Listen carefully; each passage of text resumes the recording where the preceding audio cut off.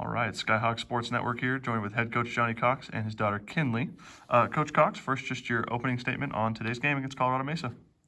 Yeah, I mean, Mesa's a good team, and they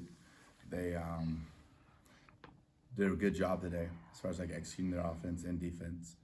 Really, kind of right off the bat, took it to us, and so we weren't able to really establish anything. We had like that first drive that was good, but didn't end up with points, and then they were able to sustain some drives. So they got ahead of us big.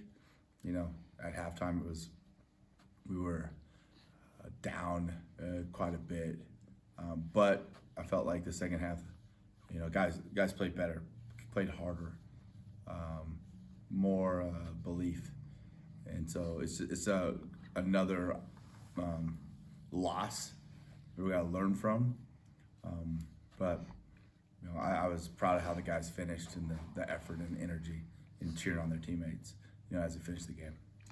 Perfect. Coach, you speak to the energy and kind of, guys don't want to go out there and compete regardless of the score. Today you guys put up 319 yards of total offense. First time going over 300 in a couple games, and the fifth this year, but just 1 to 4 chances in the red zone. What's the next step that you guys got to take to really start finishing those drives? Yeah, the offensive football tends to come down to execution and recognition of what the defense is doing and what we need to do against that in that situation. So everybody just has to do their part of being able to get on the same page when we have different situations. And they weren't overly complicated on defense. So we just got to do a good job of growing in that area and making sure that we don't make those same mistakes again. And then Hunter Villavicencio, obviously he didn't punt very much last year. This season he's been doing all the punting jobs. Today, a 76-yard long. It's the second longest in the conference this season, and he pinned him inside the 20 twice.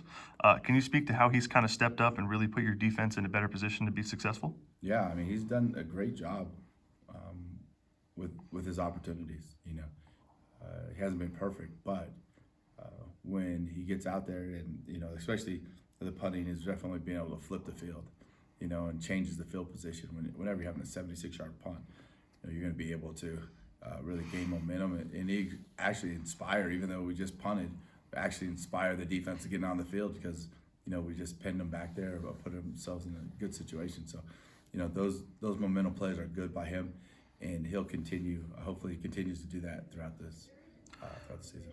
Perfect. And looking at some of the top tacklers this afternoon, Jacob Penny led the team with 6. Jordan Thomas and Walter Stauffer each had 4. Asa Robertson with 2. Can you speak to how that kind of energy across the board is allowing some of these younger guys to step up and take advantage of their opportunities? Yeah, when you were kind of saying that, I was saying, I was putting, we said, who led it? You said Penny, Thomas, freshman, Stauffer, and Robertson. Stauffer or Walter, freshman, and who is, those guys that you're mentioning, Asa is actually a junior, but you're looking at young players that are getting valuable playing time experience. And so that should allow them to execute and have energy now, and then also really execute even better in future years.